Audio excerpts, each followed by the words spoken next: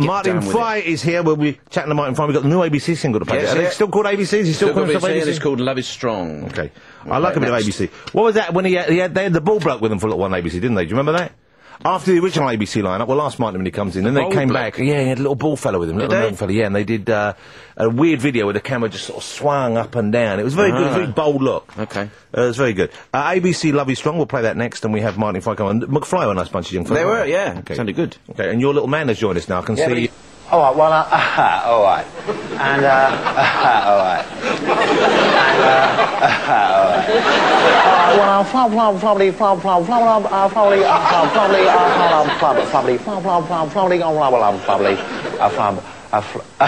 right. Fella here. Got my limitations, but God knows I'm still sane. I've wasted invitations in this rain. High up on these ramparts, singing these songs of love, with tears in our eyes. I know this love is strong, so tell me I'm wrong. Tell me I'm wrong. I know this love is strong, and don't even speak. We would meet and talk for hours. Was Bowie an illusion? Had boredom lost his powers? We drink and drink some more, like fish swimming round a bowl. Laughing, laughing, laughing, with tears in our eyes. I know this love is strong, so tell me I'm wrong. Tell me I'm wrong. I know this love is strong, don't even speak. I'm under no illusions now. I'm losing diamonds, I'm losing clothes. I've loved and I've needed love.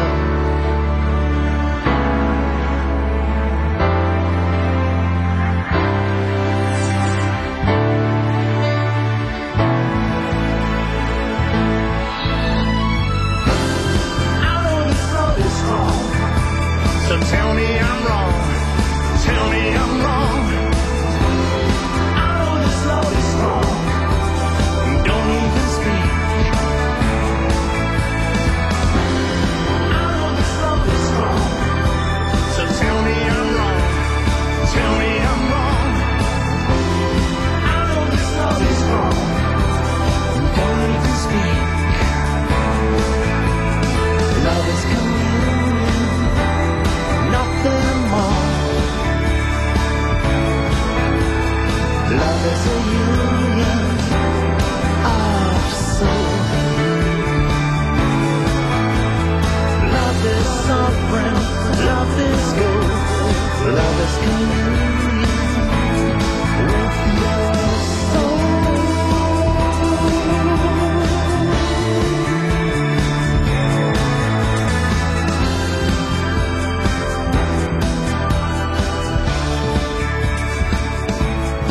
That's a lovely sound, of course. That is Martin Fry with ABC Love Is Strong. Martin, great to have you here. Thank you for joining us. Good morning to you guys. I like the fact that it's still recognisable. You write in a certain way. You have a certain kind of, I mean, the songs sound, there's a soul to them, but it's a British thing. It's, I don't know how you would sum it up. How would one describe your songwriting style? I'm always chasing a cosmopolitan kind of sound, yeah. I try and be a bit of a poet. I sit there with a blank page and write some lyrics, and then I think, how's it going to happen? I don't know whether it's because of the lyrics themselves, but I always imagine there's a backstory to your songs. I always imagine there's a character singing them. Yeah, there is really, and it's me, I guess. ABC started all those years ago through the mist of time in the 1980s. Oh, here we go. Cool, that was... And, it shouldn't seem like a long ago. Yeah. It was, wasn't it? I mean, after writing 100 songs, I did stop for a while. I kind of thought, well, does the world really want to hear another ABC song? But a few years have moved on, and I've evolved, and it does feel good writing new songs and putting in new album. Regardless of the answer, you thought you'd do some more? Yeah, it's it's therapeutic. Yeah, well, but I love it. It's a bit like Brian Ferry when I listen to Roxy music songs. I always think and you're similar. I always think of you as being similar in both style as a performer, and to an extent vocally, but also the way you write songs to Brian Ferry. Well, with songs like the very first time and Love Is Strong, you do. It really embarrasses me to say this, but you reach into yourself and you try and find. I've kind of done a great many things in music, so when I look in the mirror now, I kind of use that and write about my audience. When I go and play shows, what am I talking about? I just love a hummable tune.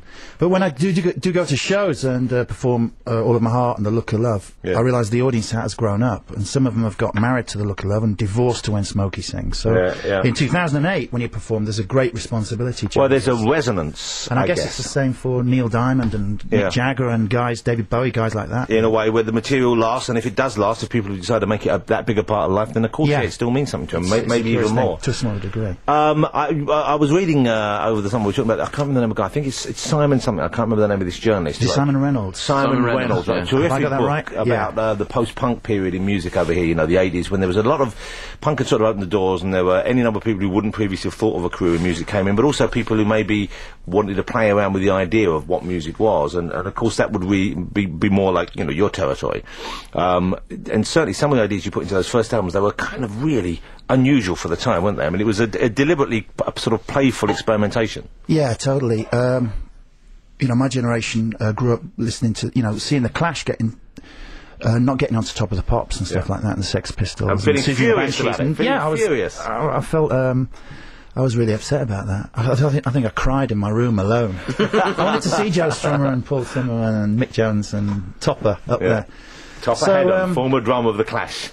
Shortly after that, I just wanted to, like a lot of my contemporaries in music, just wanted to turn it all on its head. So we were definitely rebelling against everything that happened in the 70s. And that's why a lot of the music in the 80s was very flamboyant. And what was it like being in Sheffield in, like, the late 70s? Grim. Yeah, you must have felt pretty far from the centre of what was going on in terms of music and show business generally, I would have thought. Yeah, the bizarre thing about Sheffield was it was completely left field off the map and left of centre, so that it meant that very few bands actually arrived in Sheffield and performed, which meant all the bands in Sheffield could evolve. It was like Plankton or something. So each band that came out of Sheffield was very, very extreme when I look back now. And why was that? That was because you needed because you needed to make more of a splash, or because you'd been operating away from the other bands where you weren't crossbreeding sort of thing? Weren't crossbreeding. It was like an insular little pool of I don't know, where bands you'd perform and there'd be your audience would be guys in bands, so you'd have to do things to really freak them out. I see. So I guess that's how Def Leppard arrived, and the Human League and ABC. It's such a strong. You think of that Def Leppard, the Human League, all from that same part of the country. But there must be something out there that people, because some great bands have come from there, and it's quite peculiar, isn't it? That Sheffield has created this as its own little kind of, like Detroit was Motor City and Music City in the States. Sheffield, it being an industrial town as well, and it was not doing as well in that period as it had been. I think that's an integral part of music. I think that's what keeps music developing, and fashion and movies and stuff too. If you go to Detroit or Pittsburgh or Chicago, these run-down cities at the time. There's a resonance there. Yeah, it reminds me of Sheffield and Manchester and Leeds. I remember seeing. Do you remember ID magazine? I don't know. Do they still you were never in ID magazine. They used to walk up and down the King's Road, and a guy would take pictures. And that was. Were you in it then? Did they take? Once I was walking down the King's Road in a Hawaiian shirt, and a pair of cream trousers, and I did buy the magazine the following month, and I was in there alongside 500 other people. These were pegged, I imagine. The pegged trousers. They were. Yeah. The pegged trousers. What sort of shoe? I think it probably was a winkle picker, but they only photograph you from the waist up. I know, I'm just attentive to it. But ID was a fabulous magazine, wasn't it? Now, when you went out of that, you were going out, you were styling, you were a young man, you must have been about, I would have thought, 17, 18, 19 that's right. then. Where did you carry your money? Did you have a wallet, or did you put it in your pocket, or did you keep it? Shoe. Keys? Shoe.